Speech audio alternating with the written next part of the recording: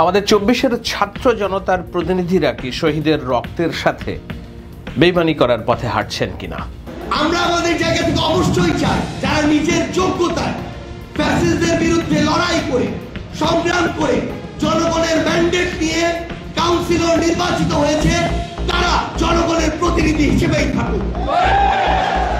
এই 9টা 5টার administrative officer দিয়ে এই জনপ্রতিনিধির অভাব কোনোদিনও পূরণ করা সম্ভব নয়। জাতীয় নাগরিক কমিটির উদ্যোগে বৈষম্য বিরোধী নেতৃত্বে যে একটি রাজনৈতিক দল আসতেছে, সে রাজনৈতিক দলে আপনাদের আমরা সর্বোচ্চ সহযোগিতা কামনা করছি।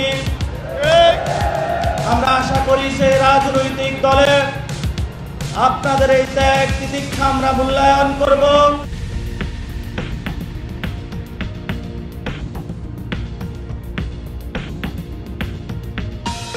গণঅভ্যুত্থানের সামনের সারির নেতৃবৃন্দ অর্থাৎ ছাত্ররা একটি নতুন রাজনৈতিক দলের ছায়াতলে নিজেদেরকে ভিড়িয়েছেন। এটি এখন আর দিবালোকের মতো স্পষ্ট যে তারা যেই রাজনৈতিক দল গঠন করেছে সেই রাজনৈতিক দলটিকে ভারী করতে একেবারে প্রচলিত পন্থায়, না কোনো আদর্শ না গ্রামগঞ্জে যে মানুষের সাথে কথা বলা আদর্শকে টানা না, প্রচলিত পন্থায় মূলত ভাগাভাগি করে দল ভারী করার পথে নেমেছেন।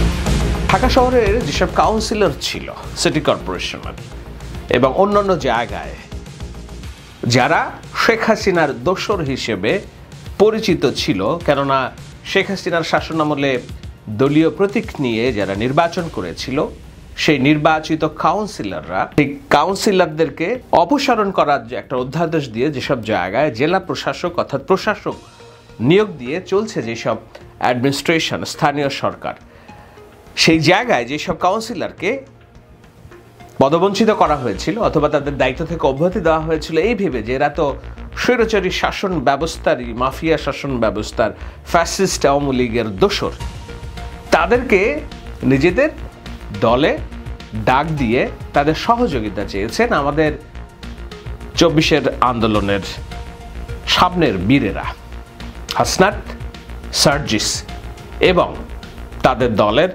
প্রধান নতুন দল জাতীয় নাগরিক কমিটিতে, যেটি নিয়ে আমি এর মধ্যে আলোচনা করেছি বহুতবার, সেই জাতীয় নাগরিক কমিটির দলে ভেড়ানোর এই যে আহ্বান যৌথভাবে রাখার প্রেক্ষিতে তারা স্পষ্ট করে বলেছে আপনাদের মধ্যে যারা জয় বাংলার লোক, যারা সরাসরি হত্যাকাণ্ডের সাথে জড়িত ছিলেন তারা এখানে আসতে পারবেন না। এটি একটি ডাহা শুভঙ্করের ফাঁকির কথা, কেননা কোনো একটা আইন বাংলাদেশে নেই যে আপনি যেই নির্বাচনের মাধ্যমে সবাইকে বাতিল করলেন, যেই কাউন্সিলরদেরকে সবাইকে বাতিল করলেন, তাদের কাউকে আপনি আপনার দলে রাখবেন আর কাউকে কোন অজুহাতে দলের বাইরে রাখবেন, এটি নিয়ে নির্দিষ্ট কোনো আইন নেই, নীতিমালা নেই। এটি অসম্ভব, এটি একটি বৈষম্য, এটি সম্ভবই না।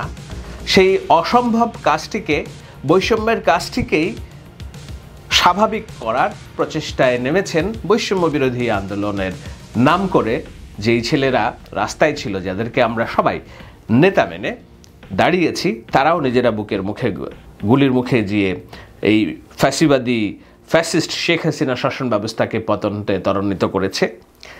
তারাই এখন শহীদের রক্তের সাথে বেইমানি করার চেষ্টা করছেন বলে অভিযোগ উঠেছে। তাহমিদ হুজাইফার একটি স্ট্যাটাস আমি পড়ছিলাম, অগণিত মানুষ লিখছেন, একটি স্ট্যাটাসেই আপনি ধরতে পারেন যে আঘাতটা কোথায় লাগছে। যে 2রা আগস্ট উত্তরায় আমার উপর গুলিবর্ষণ করে 54 নম্বর ওয়ার্ডের কাউন্সিলর জাহাঙ্গীর হোসেন যুবরাজ ও তার ছেলে লিওন খান, যার ফলশ্রুতিতে আমার ডান চোখের মেজরিটি ভিশন হারিয়ে ফেলি, চোখে শরীরে এখন স্প্রিন্টার বহন করছে। আজকে খবর পাচ্ছি নাগরিক কমিটি ও কে বা কারা এই সন্ত্রাসীদের পুনর্বহালের কথা বলছেন। বিএনপির তরুণ প্রজন্মের নেতা ইশরাক হোসেন যার সাম্প্রতিক কথাবার্তায় ছাত্ররা অনেক উদ্বেলিত ছিল, অনেক সে শেয়ার করেছেন। তিনি নিজে কারাবন্দী ছিলেন 5 আগস্টের সময়ও দীর্ঘদিন। ইশাক হোসেন লিখেছেন যে খুনি হাসিনার ফিল্ড কমান্ডার এবং জুলাই আগস্টের গণহত্যায় সহকারী অংশগ্রহণকারী ওয়ার্ড কাউন্সিলরদের পুনর্বহলের দাবি জানানো শহীদদের রক্তের সাথে সরাসরি বেইমানি করা। এই আওয়ামী কাউন্সিলররা তৃণমূল পর্যায়ে অস্ত্র ও অর্থ যোগান দিয়ে খুনি হাসিনার সন্ত্রাসীদের পেলে পুষে রেখেছে 16টি বছর। আশ্চর্য হয়ে দেখলাম যারা খুনি হাসিনার বিরুদ্ধে লড়াই করেছে তাদের কেউ কেউ এখন কাউন্সিলরদের পুনর্বাসন চাচ্ছে। এই সিদ্ধান্ত বাস্তবায়ন করার আগে আমাকে লাশ বানিয়ে তার উপর দিয়ে যেতে হবে।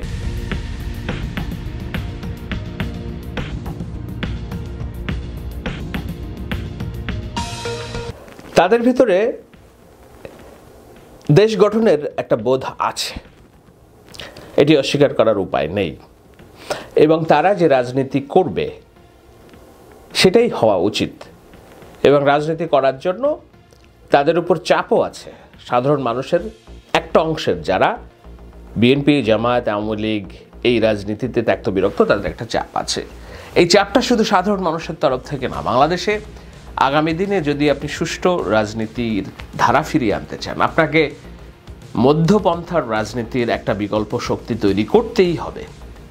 আমি ধরে নেই যে বাংলাদেশের সামনে যে নির্বাচন, সেই নির্বাচনে আওয়ামী লীগ অংশগ্রহণ করতে পারবে না, কেননা বিচারের আগে তারা রাজনীতিতে তাদের নির্বাচনে অংশগ্রহণ করতে দেওয়া যেমন হবে না, তেমনি তারা তাদের দলের সভানেত্রী এবং সাধারণ সম্পাদক থেকে শুরু করে কেউই যেহেতু সামনে আসার সক্ষমতা নেই, নির্বাচনের আগেও যে তারা সেই সক্ষমতা অর্জন করবে এইটার কোনো সুযোগ নেই।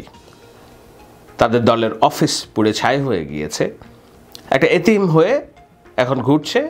এতিমদের কেউ কেউ এখন গুপ্ত হত্যা ঘাতক বাহিনী হয়ে ওঠার চেষ্টা করছে, কিন্তু এগুলো হচ্ছে সন্ত্রাসের পথ, এগুলো কোনো রাজনীতির পথ না। সো রাজনীতির পথ করতে হলে আপনাকে নির্বাচনের পথে আসতে হবে। সেই নির্বাচনে আওয়ামী লীগ আসতে পারবে না। তো সেক্ষেত্রে নির্বাচনটা যদি বিএনপি এবং জামাতের মতো দলের মুখোমুখি সংঘর্ষ হয়, সেটি অনেকখানি বিব্রতকর, অনেকখানি অস্বস্তিকর। আমার দৃঢ় বিশ্বাস নির্বাচনী প্রতিপক্ষ হিসেবে বিএনপি কখনো জামায়াতকে চায় না সামনে। তারা চায় উদার ছাত্রদের মধ্য থেকে একটা অংশ যে তারাই সামনে আসুক, এবং এই আশার মধ্যে সুবিধাও আছে। আমি জানি না কারা নির্বাচনে জয়ী হবে, বিএনপি জয়ী হবে, ছাত্ররা জয়ী হবে, জামাত জয়ী হবে, আমি জানি না কারা জয়ী হবে, কিন্তু রাজনীতির সুবিধাটা কি একবার চিন্তা করুন যে সংসদে যদি আমরা ধরে নেই তর্কের খাতিরে বিএনপি জয়ী হচ্ছে, সংসদে আপনি বিরোধী দল হিসেবে মানুষের দাবি দেওয়া জানাচ্ছে হাসনাত, সার্জিস, মাহফুজ, নাহিদ, আসিফ মাহমুদ, বাকের, হাসিব, নাসির, আক্তার হোসেন। শুধু তাই না, এই জাগতিক নাগরিক কমিটিতে আরও অনেকেই তরুণ প্রজন্মের উন্মেষ ঘটেছে, আমি জানি মনজুর আল মতিন, আরও অনেকেই হয়তো আসবে সামনে। তো তাদের এই যে তারা শিক্ষিত, দেশ নিয়ে ভাবে, তাদের ডেডিকেশন আছে, দে আর ব্রাইট, অর্থাৎ তাদের পেছনে আলো আছে, রোশনাই আছে, তারা 24-এর আন্দোলনের সামনের সারির যোদ্ধা।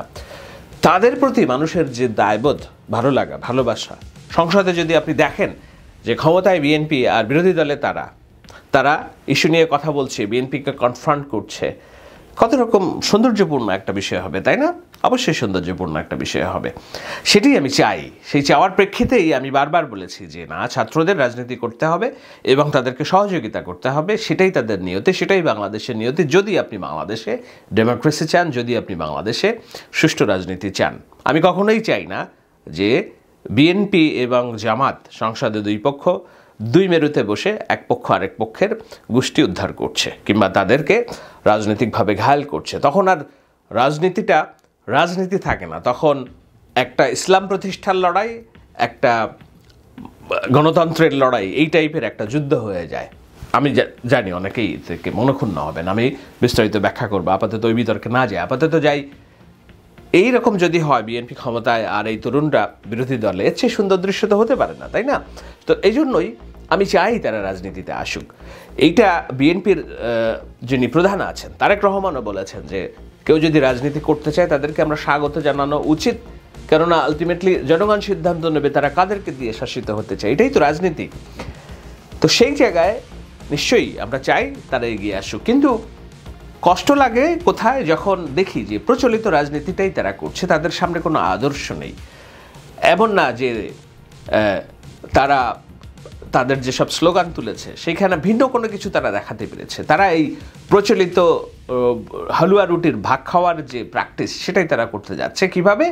পতিত স্বৈরাচারের যেসব দোসর ছিল, যাদের হাতে রক্তের দাগ, তারা বলছে রক্তের দাগ আল্লাহ কাউকে নেবে না, কিন্তু এটি শুভঙ্করের ফাঁকি, তাদেরকে দলে ভিড়িয়ে তারা একটা জোট করতে চাচ্ছে, পাল্লা ভারী করতে চাচ্ছে। কাদের বিরুদ্ধে? লড়ার জন্য যারা 16টা বছর গণতন্ত্রের পক্ষে লড়াই করেছে, ক্ষমতার বাইরে থেকেছে, তাদের বিরুদ্ধে লড়াইয়ের। একবার চিন্তা করতে পারছেন এই কিংস পার্টির ভবিষ্যৎ কী হবে? তাদের যেই রাষ্ট্র পরিচালনার দায়িত্ব, তাদের হাতে সেনাবাহিনীর সমর্থন, তাদের হাতে র্যাব পুলিশের সমর্থন, তাদের হাতে, তারা এই রাষ্ট্রত্বে থেকে একটা পক্ষ রাষ্ট্র পরিচালনা করছে উপদেষ্টা হিসেবে, আর বাকিরা রাজপথের ছাত্র হিসেবে পরিচয় দিয়ে তারা একটা কিংস পার্টি গঠন করেছে। যেই কিংস পার্টি নিজেরা জনমানুষের কাছে যে নিজেদের যে চরিত্র আছে সেই চরিত্র তারা নিচ্ছে না, তারা নিচ্ছে কাউন্সিলর, আওয়ামী লীগ পতিত কাউন্সিলর, স্বৈরতন্ত্রের যারা সহযোগী ছিল গত 16টা বছর। কি বার্তা যাচ্ছে জনমনে? এটা কি শহীদদের রক্তের সাথে বেইমানি না? এইটা কি যারা প্রাণ দিয়েছে ছাত্ররা, জনতা যারা 2000, তাদের সাথে বেইমানি না? এইটা একটা বৈষম্যহীন বাংলাদেশ প্রতিষ্ঠার জন্য ফ্যাসিস্ট শাসন ব্যবস্থার বিরোধিতা করে যারা চোখ নষ্ট করেছে, অঙ্গহানি করেছে, তাদের রক্তের সাথে বেইমানি না? কোথায় আমার আদর্শের রাজনীতি? কোথায় আমার বিপ্লবের স্পিরিট? নাকি দিন শেষে ঘক ঘক গন্ধ, যেই গন্ধ পাচ্ছিলেন ছাত্র নেতারা, যে মাহফুজ, নাহিদ এদের বিরুদ্ধে কথা বললে নাকি আওয়ামী যে চরিত্র, আওয়ামী শাহবাগের যে গন্ধ, ঘক ঘক গন্ধ, সেই ঘক ঘক গন্ধ পাচ্ছিলেন। এটা আমার কথা না, কেউ একজন লিখেছেন স্ট্যাটাসে। এই ঘক ঘক গন্ধের মধ্যে ঢুকে যাচ্ছেন আমাদের হাসনাত সার্জিসরা। শুভকামনা হাসনাত সার্জিস, নাহিদ, আসিফ, মাহফুজ আলম, তাদের জন্য। সামনের পরিস্থিতি বলে দেবে কোথায় যাচ্ছে রাজনীতি।